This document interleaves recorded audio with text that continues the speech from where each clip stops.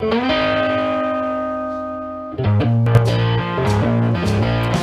guys, welcome to our podcast Supposedly Adults, where we are four supposed adults sharing our quote-unquote youthful experiences. Talking about the most random life topics, Giving our thoughts that no one cares about. and just trying to make life suck less. That's right, so I'm Jensen. I'm Melody. This is Calvin. And this is Lyris. And today's random question is, what's it like growing up in 4 continents?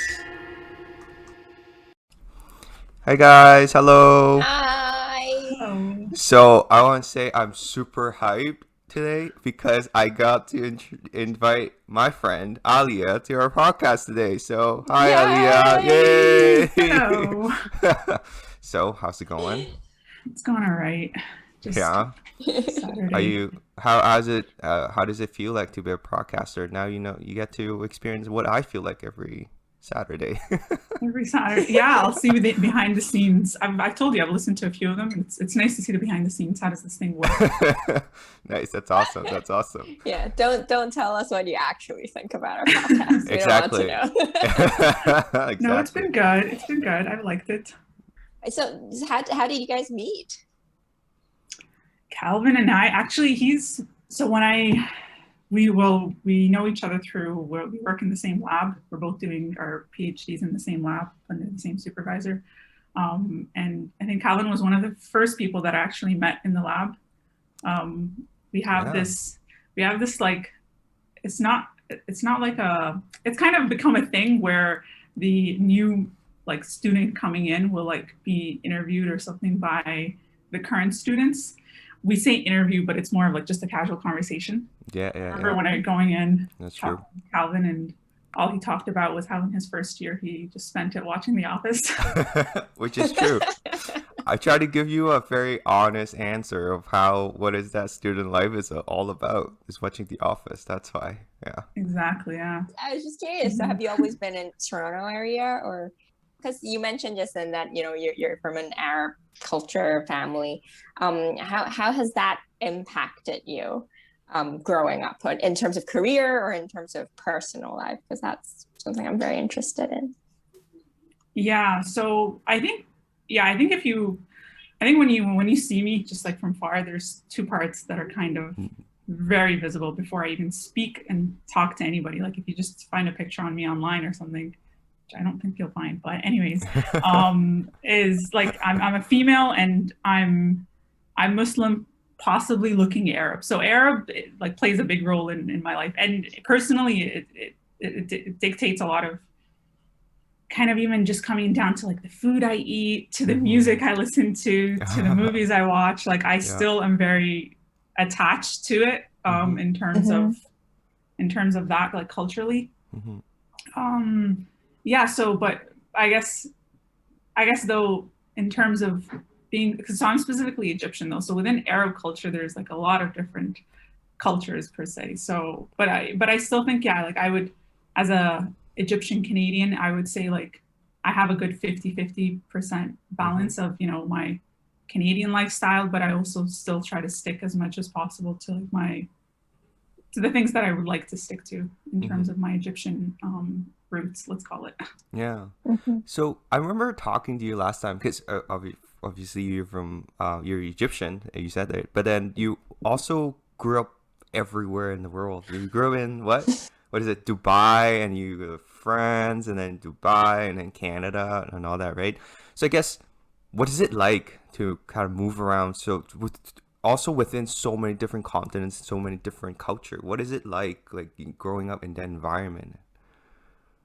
So I'm trying to think like what the biggest moves for me. So yeah, it's honestly, it's not as much as you make it sound. It's technically, so I was born in Egypt. I'll give you the 30-second spiel that I always do.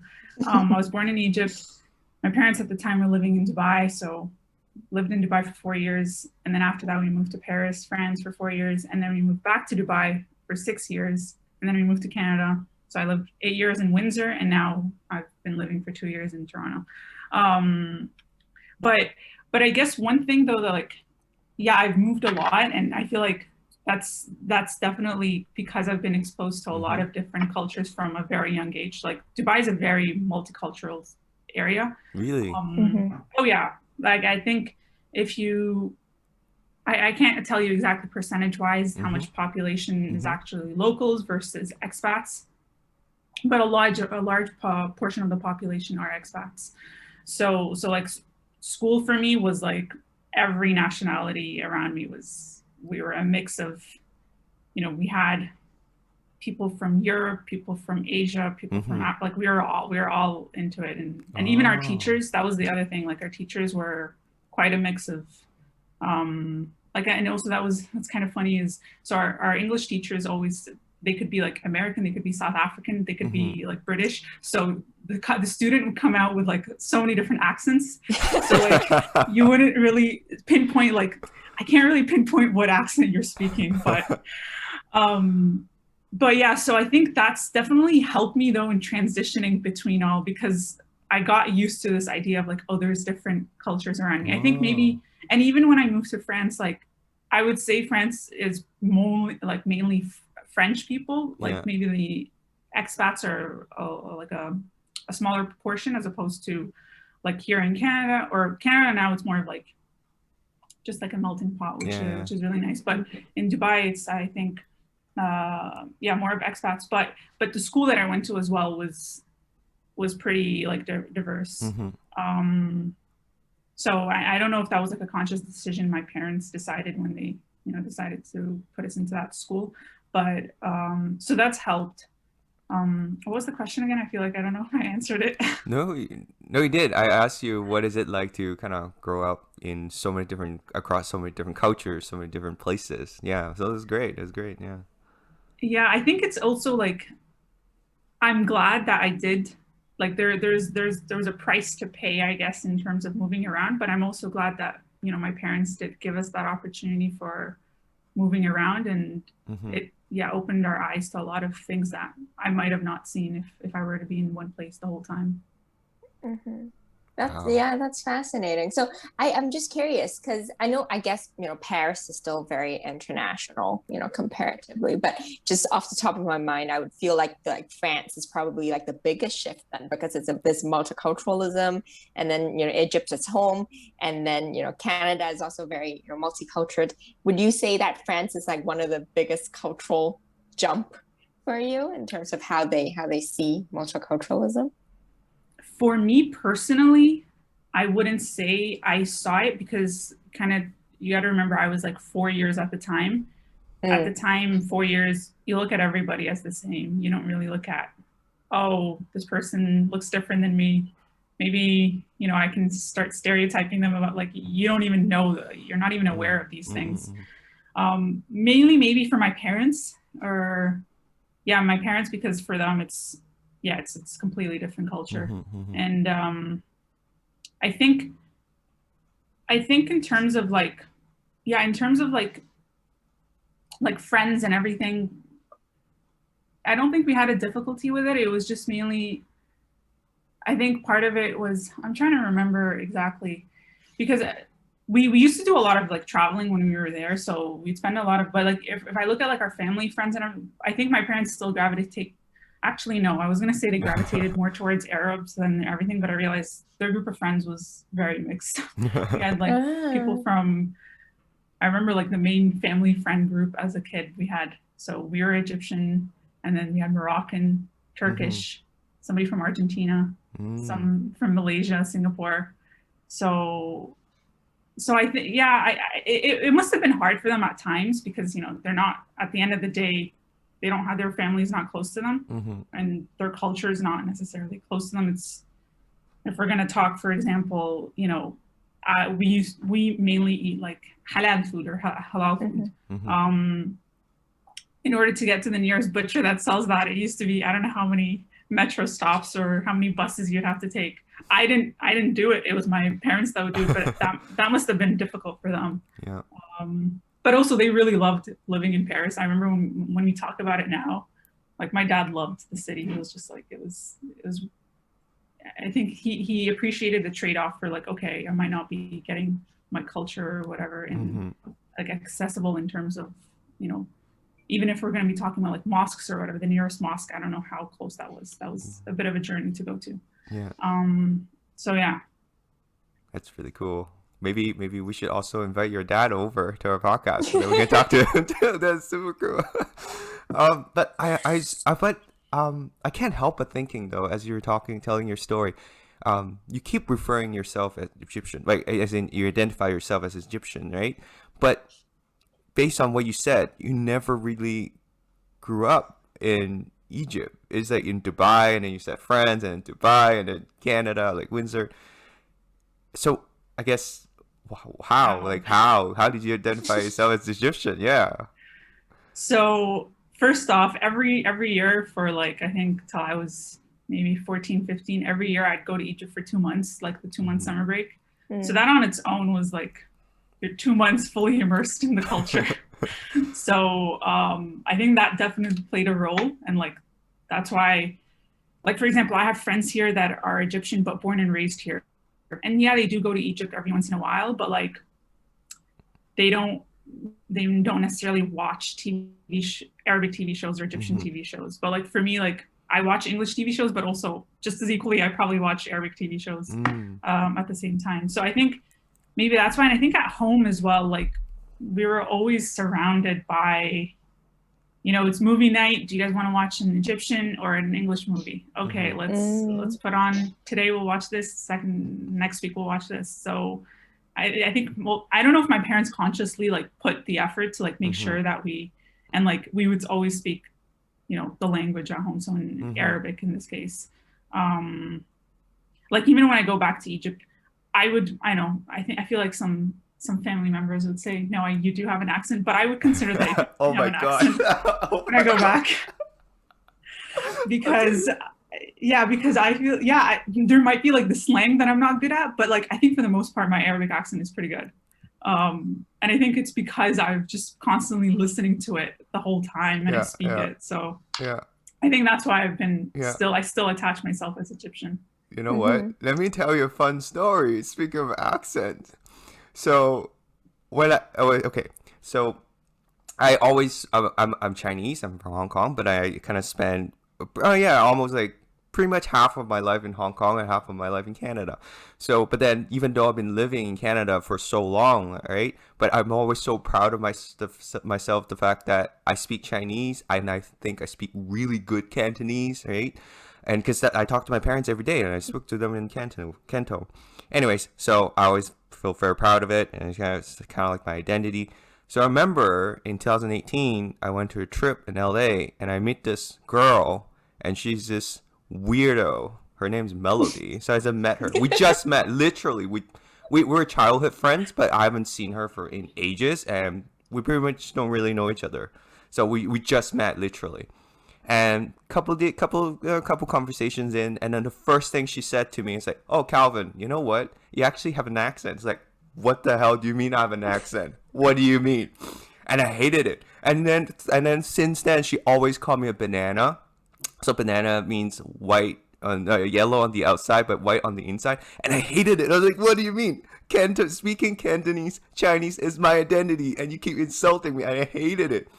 So I just keep denying it, right? And I keep asking like my mom, my dad's like, yo, do you think I have an accent? My dad's like, no, you don't. I asked my grandma, like, no, it's great. You speak great Canto. I was like, yeah, of course I do. But then what happened is one day I came back in Toronto. I went to a restaurant, a Chinese restaurant. And then this lady comes in, and then because I was with a couple of friends, and they're non-Chinese speakers, so obviously the whole conversation is English, and when we order, it's also in English, just because I don't want to make my friends feel uncomfortable. Anyways, so when we have to pay, I just kind of walk up to the counter and I just spoke Canto, like, oh hey, I would like to pay for this in Canto, right? And I saw her face; she looked shocked. I was like, why are you shocked? Anyways, I just kind of ignored it, went to the bathroom, came back out, and it just keep stuck in my head. So I asked her, I was like, hey, just out of curiosity, why were you shocked when I speak in Canto? And she's like, in English. Oh, because I didn't think you do. Oh my God, she responded in English? Oh my God, yeah, I don't think you do. I was like, because again, I was like, oh, what do you mean? Why not? She's like, and then she looked to my friend. It's like, hey, this guy sounds like a white guy trying to speak Chinese. I was like, what do you mean? And that's when I knew, maybe, I still denied it, but maybe I have an accent when I speak Cantonese. But that was devastating. That was my story. That bugs me for 2 years. It still bugs me till this day, actually. I have so much anger held against it. But yeah. Do you feel like when you go back home, like for, I don't know, for an extended trip or something, do you feel like maybe towards the end of it though, like you pick it up again and it sounds better, or does anybody tell you that? I always thought I sound good, so I don't know. I don't really know. But no, speaking it of doesn't. I'm sorry. No, I also feel like I think it's also the choice of words that you use. Because sometimes, I don't know, it might be the same for Aliaa as well when you go home and when people like feel like you have an accent. It's like how he would use words or terms that would only be spoken by my parents, for instance, because I think that's the main conversation that he has. He always talked to his grandparents and his parents. So it's very old school, like the way he speaks. So I think that kind of gave it away as well. Yeah. Does it happen to you too, Aliaa? Like, do you have the same thing? Or? Yeah, exactly. In terms of, I think it's, as you said, Melody, in terms of like the words, because there are some words, first of all, some words I have to like find myself, I literally translate either from English and then I'm just like, because I don't know what it is in Arabic, so you'll find something like, this doesn't sound right as like a sentence structure. And I'm just like, just act as if it does. But yeah, and I think there's like newer slang that comes about and I'm just like, how do you use that in context? Like, and I eventually you're like, you think you figured out how to use it, and then you come to use it, and you're just like, they're like, no. Oh my god, yeah, me too, same thing. Do you always feel like being caught in the middle, kind of like? Like in terms of like, when you go back and speak in English, and like, I think sometimes I do, because like there's even words in Arabic that I know, but I'm like, how do you say it in English? And I'll literally translate it in English, and it doesn't sound right. I don't know if the people around me are more blunt about it. I feel like maybe like my family back in Egypt are a little bit more honest, but here I don't know if the people around me are. So yeah, I think it happens to me both ways. And I just like to say that, like, I speak both languages, but also at the same time, I feel like I don't speak either of the languages because it's just so bad. That's true. Oh, I feel the same. I feel the exact same thing. It's funny. Like I literally, and this kind of remind me, I think we kind of talked about this before, how whenever I went back, I remember when I was younger, I don't have any friends in Hong Kong anymore, but when I was younger, I kept in touch. And a couple of years in, I moved to Canada, and I was like, in summertime, I went back to visit Hong Kong. And I remember listening to those people talk. I was like, what the hell are you talking about? Like, they're speaking Canto. I know they're speaking Canto, but things that they say, I have no idea, because there's like, I don't know what you call it, trendy words or trend words or something. I have no idea. And I feel like a noob, and I feel like I shouldn't ask because everybody just should know, right? And again, it's just that idea of me being in Hong Kong. I should know. Why am I asking you, right? So I feel so lost, like the entire conversation. I feel so lost. And I notice that and I just make me think back, if when I was in Canada then, like people will talk, then yeah, sure, we will join a conversation, but then they started talking about their childhood, and like I wasn't there, so I can't relate to it. And I guess that's kind of what I meant by caught in the middle, because when I go to Hong Kong, I can't really communicate with people anymore because they talk about things that I don't know. But then when I came in Canada and friends talk about their childhood, I can't relate to that either because I wasn't part of that. I grew up with it. That's what I meant by caught in the middle, because I felt so lost. I was like, who am I? What am I doing here? Like, it was so weird. I don't wonder, like, is this the same for you? Because I kind of struggled with it for a while. Like, I don't know what's happening.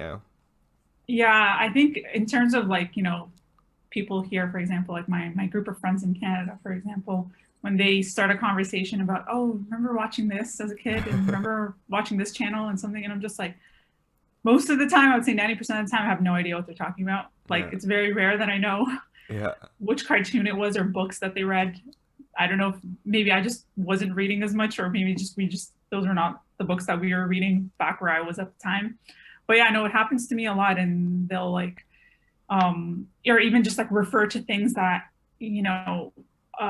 so my group of friends that I'm still in touch with from like university, a lot of them were mainly like raised in Windsor, let's say, like in the city that that I was in previously. And so they'll even just like even refer to like places in the city, like, and I'm like, I have zero clue, but I'll try to get into the conversation and see how I can relate. But and then when I go back to Egypt as well, like they'll even talk about current stuff, like, oh, did you check out this new area with this new restaurant? I'm like, cool. Like, they're like, do you want to go there? I'm like, I have no idea. Sure. Like, I there's nothing I can really say no for because I haven't been there. Yeah, exactly. Yeah. I feel it. Do you ever feel like there's a need to pretend that you know? Because I would catch myself doing that sometimes. Like, let's say, you know, when I went to the States for my master's, sometimes when they say stuff, I don't know. And I kind of just go along with it and pretend that, oh yeah, of course I know that. And then secretly go home and Google it. So I don't know if you ever felt the need to, or because you've moved around so much, you're kind of comfortable in admitting that I don't know, or I've lost touch. No, I feel like there must have been times. I wouldn't say, like, I think maybe just in the past few years, I just chose silence. You know, when there's a group I'll just choose silence and like let them have their moment for a second. But before, I definitely must have like said something that in some cases could have made no sense to them because they're like, wait, what? But yeah, because I see myself doing that, but I can't remember exactly instances where that happened. But yeah, because at the end of the day, like it's a weird FOMO thing, you know, fear of missing out, but you already missed out. That's the thing. I think that's like the quote that we need to pick up. When you think you're fearing of missing out, know that you've already missed out. Yeah, that's like a good golden. That's awesome. No, but yeah, it must be really hard, like making friends and maintaining friendships then, because you moved around so much. How was that for you? Yeah, and so I kind of mentioned before, like, you know, the price to pay for moving around, and I think for me that was I always tell my parents, I'm like, oh my gosh, you guys are so, because they were born and raised in Egypt, and but they're still in touch with some of their childhood friends, and I'm like, that's amazing. Like, I find that like you guys are so lucky to do that. Like, and they're like, yeah, but like think of it, you got to do this and this and this. And I'm like, yeah, but like I don't have, like, I have never had like a friend that like stuck with me, you know, from a kid all the way to until I was older. And like the only one person actually, or like few people, were some of my friends from Egypt, where they were the neighbors that we used to play around with during the summer. Yeah. With but for a period, like, you know, we're not like super in touch for a period of time. Like we completely lost touch, and then we started getting back into it. And then you just start, I guess, you start finding the friends where, like, although you're not in touch on a regular basis, but like when you reconnect, it feels like yesterday was like yesterday you guys were just talking. But no, that's definitely a thing. And like you miss out on, like, you know, especially that first period when you move to the newer place, you miss out on like so many events that they've had. So for example, for like just a recent thing actually, so I mentioned like my child, like the friend from my neighbor from when I was a kid, in Egypt, just last week was her wedding, and couldn't go to it, well, right now because of COVID, but it's still difficult for me to take a 12-hour flight to spend like a day. I would have done it if COVID wasn't there, but like you still have to like reschedule your whole thing, and it's not just like a convenient, easy thing to do. And I wouldn't say I'm good at making friends as well, so that's always been a struggle for me. I think you're pretty good. I think I don't know, like I think for me, I never make like the first, let's call it like the first move. I'm always like, if like I'll have a conversation with somebody, if I do feel comfortable with them, it takes me a while to feel comfortable with the person and for me to start like opening up to them, because I feel like most people's first impression of me is actually very wrong of how I actually am. But that I feel like comes down to me. Sorry, what were you saying? No, what do you think your first impression is? Because I thought you were quite cool. That was my first impression of you. I think you're one of the few people that have said that to me. There was really last year, there was an incident that really marked it for me. And I'll kind of say it right now. So before, my friends would always joke around. They're like, people from the outside kind of, or like when we talk like, oh, what was your first impression of me when you first, they're like so I've gotten before, people have said, you kind of gave me a bit of a snob, which I was like, okay. Or like, you're kind of, maybe to yourself, you're not loud. I'm not necessarily a loud person, but I can be talkative, let's say that. But last year I was having lunch with actually somebody from our lab, and their friend joined us for lunch, and they were having their conversation while I was just eating my lunch. And halfway through the conversation, she just paused and turns to me, and she's like, Aliaa, I think you seem very unimpressed by me. And I'm like, it took me off my guard. I'm like, first of all, what do you respond to that? What? I was like, wow, what do you respond to that? And at the time I found it like kind of hilarious, but then after I'm like, oh, is that what people's impression of me, that I'm unimpressed by them? And because when I told my friends that, they're like, you know what, maybe that's what it is, that you just don't seem super engaged with, you know, the thing is, I can't even remember what the conversation that they were having at the time for me to be impressed about, but maybe that's why I don't show excitement immediately, like, unless it's actually something that truly does. Like, I can't fake. That's another thing. Like, if I don't vibe with you, let's say that, I can't fake that I can vibe with you. Like, I'm just, it's difficult. I find it takes me more effort to like put in that energy for a relation that I don't see it like going anywhere. So maybe that could have been it, but that was a point for me. At the time it took me off guard, but I was like, you know what, like, although it was weird, but like it kind of makes sense. Maybe that's what it is. People, so going back to that point of like making friends, having that, I think this is more of a personality thing. I don't think this is more of like because I moved around. I think it's, I don't know, just part of me.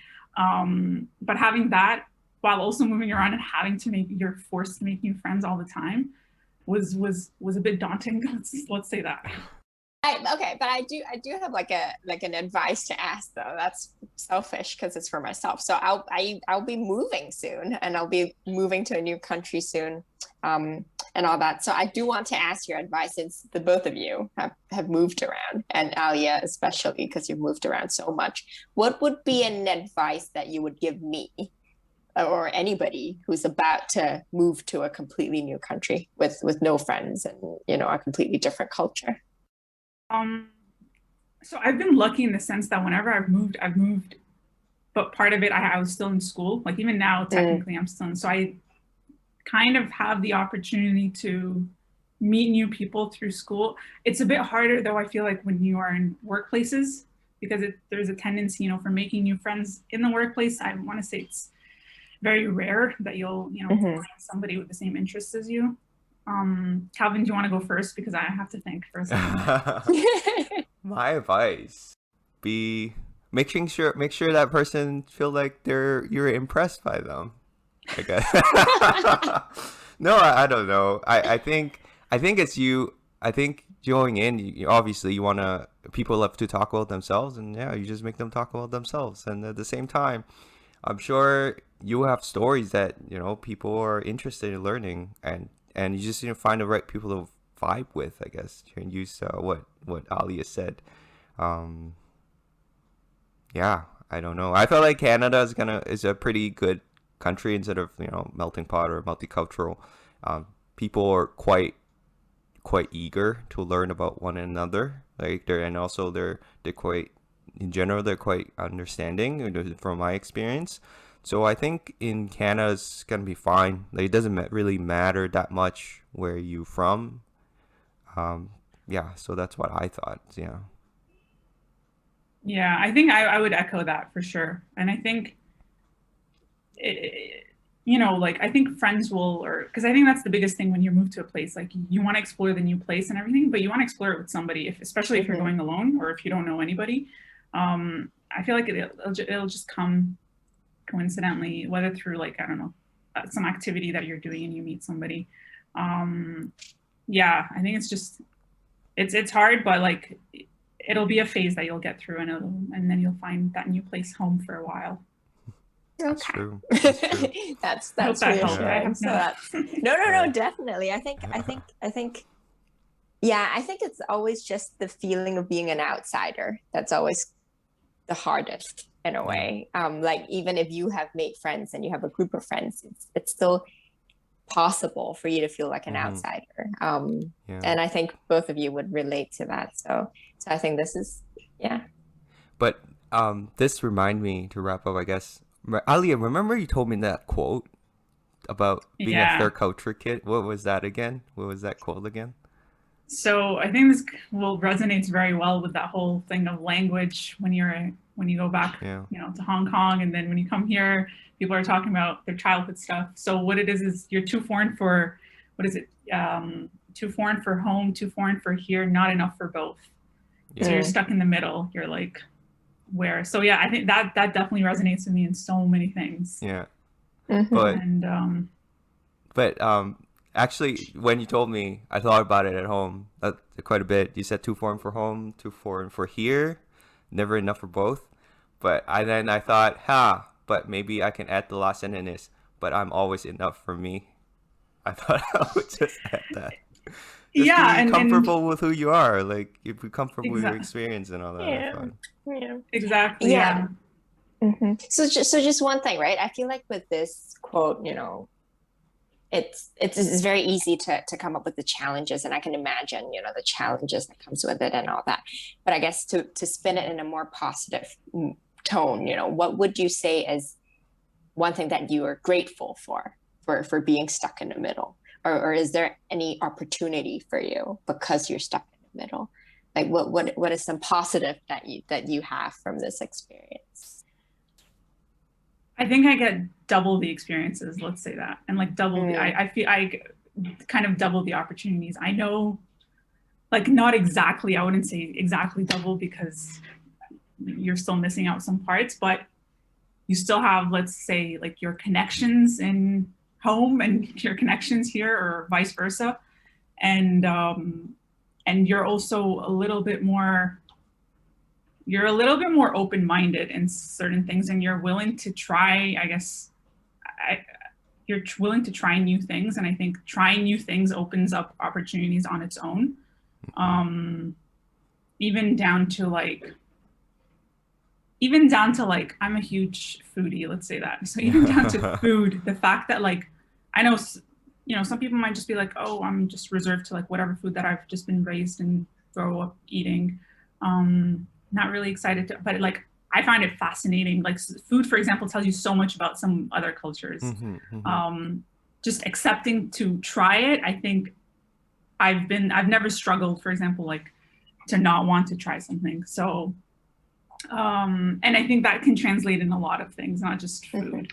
We can translate that even into your career, into your personal life, into whoever you decide to, like, surround yourself with in terms of friends. And that sometimes can, if we're talking about career specifically, that can take you to opportunities that you never even knew. Like, who knew that I could be doing so-and-so somewhere else completely?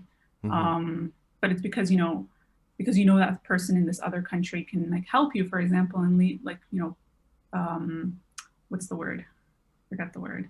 But essentially, like, guide you through it. For example, if a new business idea, I'm just thinking hypothetically, if that's something that you'd be interested in. So I think that's definitely opened up opportunity. It doubled my opportunities, at least for me. Yeah.